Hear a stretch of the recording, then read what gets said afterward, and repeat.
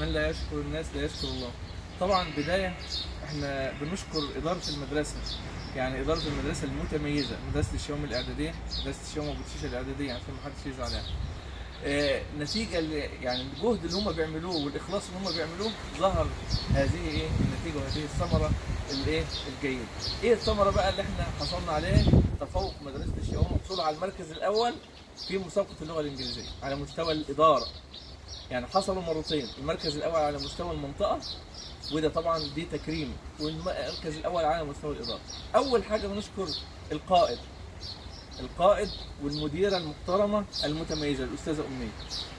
دي حاجة طبعا جهدها بان في الشغل، يعني الفروتس بتاعتها أو الثمار اللي هي عملته ظهر دلوقتي، وهي طبعا فخورة جدا وسعيدة. أنا حاسس بسعادتها لأن حست إن جهدها ظهر. إحنا بنعمل مسابقات ليه؟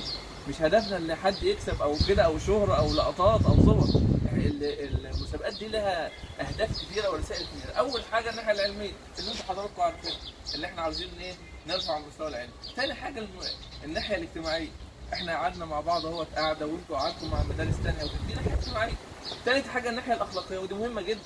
الناس اللي كانوا كسبانين كانوا فرحانين جدا ويباركوا للناس التانيين، والناس اللي مهزومين، مش عاوز اقول مهزومين، الناس اللي ما حصلهمش توفيق يعني كان روحهم رياضيه، دي كلها حاجات اخلاقيه. فاحنا بنحيي المديره تحيه كبيره جدا وبنقول لها الف مبروك هي على يعني الثمره اللي انت عملتيها.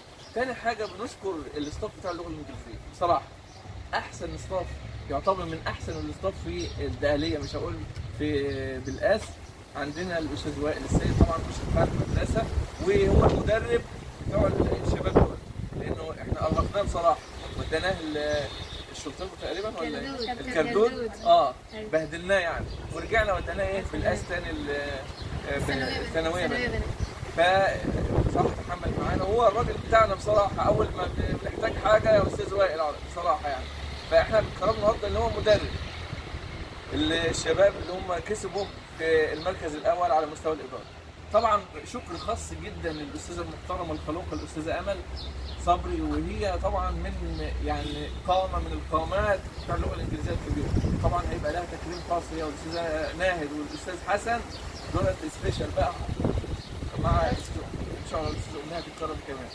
طيب بشكر كمان شكر خاص بالاستاذ وليد طبعا المقدم البرنامج بتاعنا، وبنقول له يعني ما تحرمش منك، وهو طبعا يعني احنا لينا حق فيه لان هو قريب يعني ونسيب صهر يعني له نسبا وصهرا.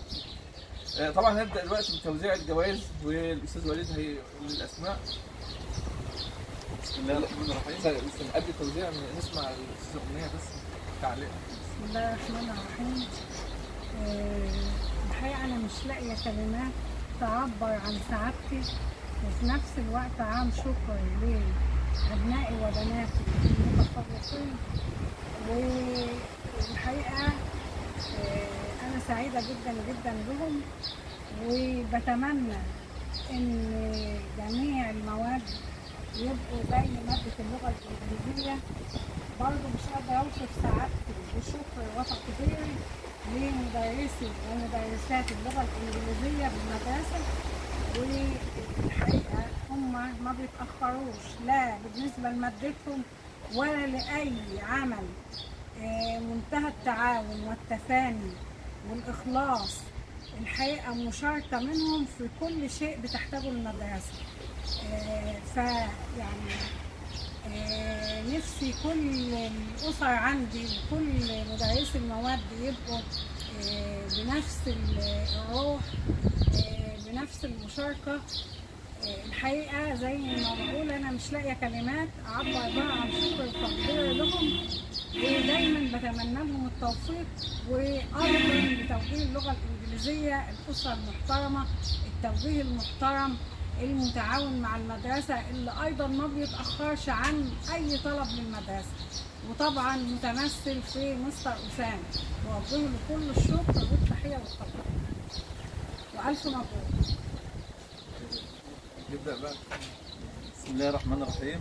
بصفتي يعني ممثل اللغة العربية ببارك لزمايلنا وبناتنا وأبنائنا المتفوقين في مادة اللغة الإنجليزية، وده شرف لنا كلنا وشرف للمدرسة كلها.